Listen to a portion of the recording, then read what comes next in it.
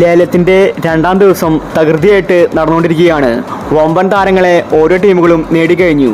ഭുവനേശ്വർ കുമാറിനെ RCB വാങ്ങിച്ചിരിക്കുകയാണ്. അതുപോലെ വലിയ താരങ്ങൾ പുതിയ ടീമിലേക്ക് ചേക്കേറി.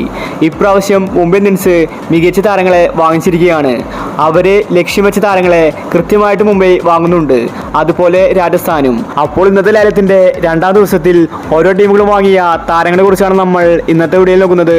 ഇതുപോലത്തെ IPL ന്യൂസിന് വേണ്ടി ഈ ചാനൽ മറക്കാതെ സബ്സ്ക്രൈബ് ചെയ്യൂ. ഇന്ന് ആദ്യമായിട്ട് വന്നത് തുഷാർ ദേശ്പാണ്ഡെ ആയിരുന്നു. ദേശ്പാണ്ഡെയെ 6,50,00,000-നാണ് രാജസ്ഥാൻ വാങ്ങിച്ചിരിക്കുന്നത്. കഴിഞ്ഞ പ്രാവശ്യം CSK ടീമിലായിരുന്നു ദേശ്പാണ്ഡെ. മികച്ച ബൗളിംഗ് താരം കാഴ്ചവെച്ചിട്ടുണ്ടായിരുന്നു. CSK ടീമിലുള്ള താരങ്ങളെല്ലാം രാജസ്ഥാനാണ് വാങ്ങിച്ചിരിക്കുന്നത്.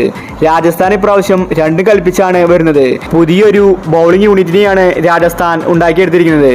അടുത്ത താരം ജെറാൾഡ് കോട്ടസിയാണ്. അദ്ദേഹത്തെ 2,40,00,000-ന് ഗുജറാത്ത് ടൈറ്റൻസ് വാങ്ങിച്ചിരിക്കുകയാണ്. പിന്നീട് എല്ലാവരും ഉറ്റുനോക്കിയത് ഭുവനേശ്വർ കുമാറിനെയായിരുന്നു. ഭുവിയെ ആരും തന്നെ വിട്ടുകൊടുത്തില്ല. എല്ലാവരും ഒരുമിച്ച് പോരാടി. അവസാനം ഭുവനേശ്വർ കുമാറിനെ സ്വന്തമാക്കിയത് RCB ആണ്. 10,75,00,000-നാണ് ഭുവനേശ്വർ കുമാറിനെ RCB വാങ്ങിച്ചിരിക്കുന്നത്. ഇത് RCBക്ക് ഇനി ബൗളിങ്ങിൽ നേട്ടമാണ്. ഭുവി മികച്ചൊരു T20 ബൗളറാണ്. അടുത്തത് മുകേഷ് കുമാർ ആയിരുന്നു. താരത്തിന് 8 കോടിക്ക് ഡൽഹി വാങ്ങിച്ചിരിക്കുകയാണ്. പിന്നീട് ദീപക് ചഹറാണ് ലേലത്തിൽ വന്നത്. ഒരുപാട് ടീമുകൾ ചഹറിന് വേണ്ടി രംഗത്തുണ്ടായിരുന്നു. ഒടുവിൽ മുംബൈ ഇന്ത്യൻസാണ് ദീപക് ചഹറിനെ സ്വന്തമാക്കിയത്. അതും 9,25,00,000-ന്. മുംബൈ ടീമിനെ ഇനി പിടിച്ചാൽ കിട്ടില്ല. കാരണം ട്രെന്റ് ബോൾട്ട്, ജസ്പ്രീത് ബുംറ, ദീപക് ചഹർ 3 വമ്പൻ ബൗളേഴ്സാണ് മുംബൈ ടീമിൽ എത്തിയിരിക്കുന്നത്. ഇപ്രാവശ്യം മുംബൈ തകർത്തടിക്കും.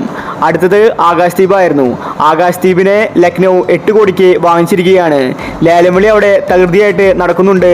കൂടുതൽ അപ്ഡേറ്റ്സുമായി നമ്മൾ ഉടനെ വരുന്നതായിരിക്കും. ഇതുപോലത്തെ IPL ന്യൂസിന് വേണ്ടി ഈ ചാനൽ മറക്കാതെ സബ്സ്ക്രൈബ് ചെയ്യൂ.